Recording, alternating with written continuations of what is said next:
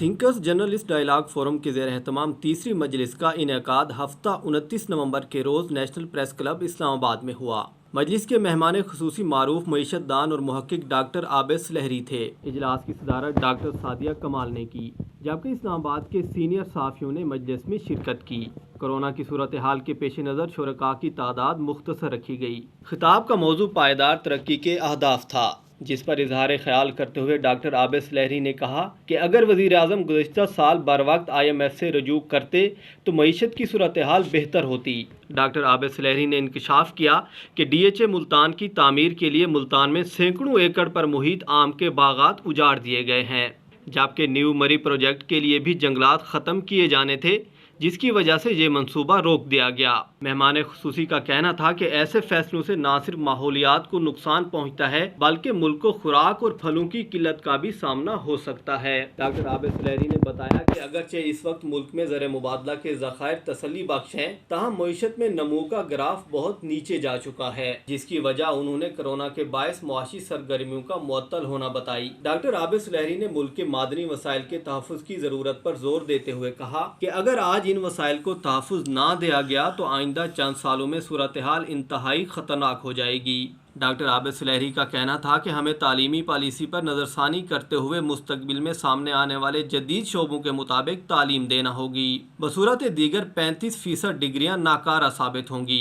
इसकी वजह बयान करते हुए उन्होंने कहा, तेज़ी से होती हुई नई ईजादात माजी की अहम ज़रूरियात और शोबों को गैर मुअस्सर करती चली जा रही हैं। पानी की बात कर लें, हम कोविड के SOPs की बात कर लें, हम डेवलपमेंट के अपने जहन में कोई भी मनसूबा सोचिए कि आपने हुकूमत ने, कोई भी हुकूमत हो या कोई भी अदारा हो, वो एक ख़ास हदफ हासिल करना चाह रहा है, तो इस बात का इम्कान कि वो कितना कामयाब होंगे उसको हासिल करने में, ये एक मुख्तसर सा ये सादा सा मैंने चार्ट बनाने की कोशिश की।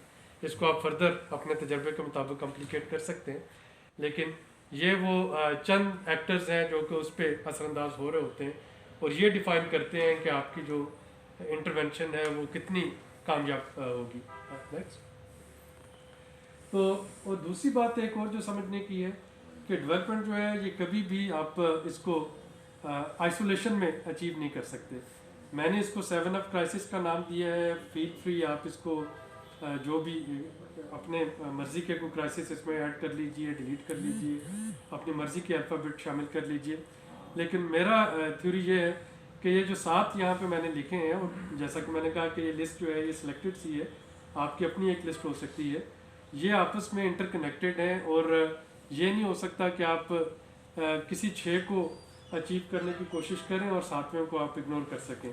तो आपके जो फाइनेंशियल क्राइसिस हैं, आपकी एनर्जी के क्राइसिस हैं, आपके फूड के क्राइसिस हैं, क्लाइमेट चेंज है, हमारे बॉर्डर्स के गिर्द क्या हो रहा है, फ्रंटियर क्राइसिस में डेमोग्राफी, फर्टिलिटी, पॉपुलेशन, ये और जो डेमोक्रेसी है, फंक्शनल डेमोक्रेसी, गवर्नेंस, हमारी पार्टियों के अंदर, हमारी पार्लियामेंट के अंदर, ये किस तरीके से असरअंदाज होगी डेवलपमेंट पे।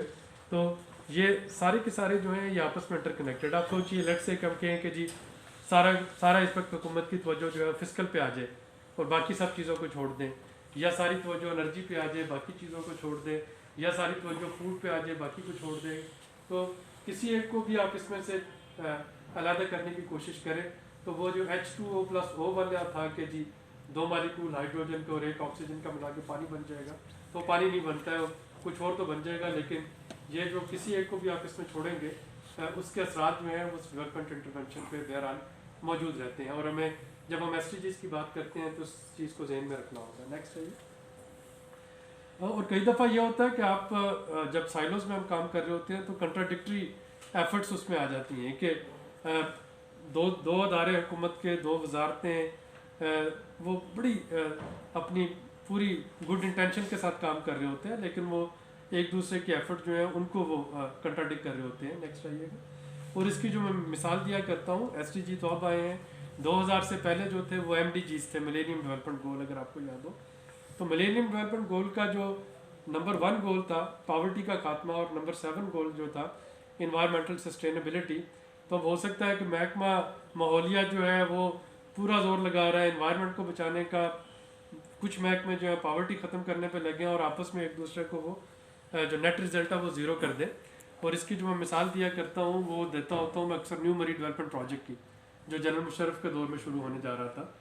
उस पर कुछ चंद हज़ार एकड़ जो थे वो मरी के जंगलात का सफाया करके नया मरी शहर बनना था। अब अगर आप उसको प्योरली इकनॉमिक एक्टिविटी के तौर पे देखें तो ज़ाहिर है उससे मुलाजमतें भी क्रिएट हो रही होती हैं, शायद आपके कोई इकनॉमिक ग्रोथ में भी कोई फ़र्क पड़ता, उस इलाके की में कुछ गुर्बत का खात्मा भी होता। लेकिन अगर आप उसको एनवायरमेंटल सस्टेनेबिलिटी के हवाले से देखें तो जब आप चंद हज़ार एकड़ वहाँ से साफ़ कर देते तो हो सकता है कि आज आप पंखे चला के AC चला के बैठे होते हैं यहाँ पे इस्लामाबाद में, तो जो उसका माहौलियात पे, जो उसका एनवायरनमेंट पे असर होता वो इतना ज़्यादा होता कि वो शायद उसका नेट रिज़ल्ट ज़ीरो हो जाता। या अभी आपको मालूम हो, सुना होगा आपने कि जो मुल्तान में DHA बनने जा रहा है, तकरीबन जो मेरे पास नंबर्स आए थे, आप उसको अपने रिसोर्सेज से कंफर्म कर लीजिएगा। तो मेरे पास जो नंबर आए हैं कि जो आम के बागात वहाँ के साफ़ किए गए हैं, 35,000 से ज़्यादा जो आम के दरख्त हैं, वो एक मुझे कंजर्वेटिव नंबर दिया गया था। एकड़ में मुझे इस वक्त याद नहीं है, लेकिन आप इसको ज़रूर कंफर्म, तो एक उससे यानी आप इनकार नहीं कर सकते कि एक नए शहर बनाने की ज़रूरत है। वो एक एक्टिविटी वहाँ पे जनरेट होगी, इकनॉमिक ग्रोथ होगी, इंडस्ट्रियल सेक्टर वहाँ पे काम करेगा, लाइवलीहुड क्रिएट होगी। लेकिन उसके साथ जो दूसरा एंगल है कि वो उसकी इन्वायरमेंट पे, उसके जो एक और आपका जो एक्सपोर्ट सरप्लस था वो इफेक्ट हो रहा होगा। तो ये कंट्राडिक्टरी एफर्ट बन जाती हैं अगर हम इनको अपने अपने साइलोज में रह के डेवलपमेंट हासिल करने की कोशिश करें। नेक्स्ट आइएगा। तो ये 4 चीज़ें हैं जो डेवलपमेंट के बारे में मैं रिक्वेस्ट करूँगा कि आप अपने जहन में रखें जब भी हम किसी तरक्याती मनसूबे की तरक्की की बात करते हैं। तो पहली चीज़ तो ये है कि ये सिर्फ लेबॉर्ट्री में हो सकता है कि आप एक पॉइंट पे कोई इंटरवेंशन करें, 2 मालिक्यूल मिलाएं और आपको उसका नतीजा मिल जाए। ये ज़िंदगी रियल लाइफ में ऐसा नहीं होता है। दूसरी चीज़ जो है वो जो 7F क्राइसिस वाला था कि ये आपस में इंटरकनेक्टेड है। ये आप किसी एक को भी अगर आप इग्नोर करते हैं तो सारे के सारे उससे मुतासर होते हैं। तीसरी ये है कि अगर हम आपस में इंटीग्रेशन और वो कोऑर्डिनेशन से काम ना कर रहे हो तो बड़ी हम नेक नियति के बावजूद शायद एक दूसरे के एफर्ट्स को कंट्राडिक्ट कर रहे हो।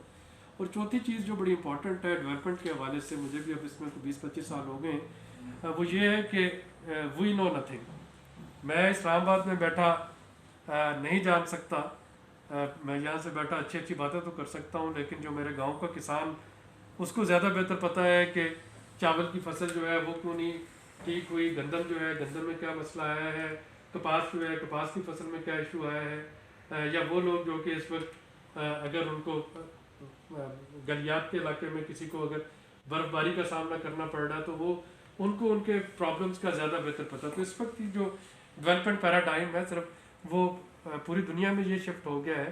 पहले एक आया था जिसमें वो आपने सुना होगा वाशिंगटन कंसेंसस मार्शल प्लान आया था, तो उसमें ये होता था कि जी आपको एक नुस्खा कीमिया दे दिया गया, तो आपको बता दिया गया पूरी दुनिया को कि जी आपके ये मसले हैं, गुर्बत है, भूख है, ये करें और ये हो जाएगा।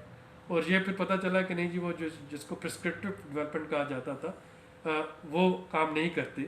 मजलिस के इख्तिताम पर डॉक्टर साहब का शुक्रिया अदा करते हुए शुरका ने इन मालूमात को अपने इल्म में ग्रां कदर इजाफा करार दिया। रोशन पाकिस्तान न्यूज़ के साथ अमानत गिशकोरी।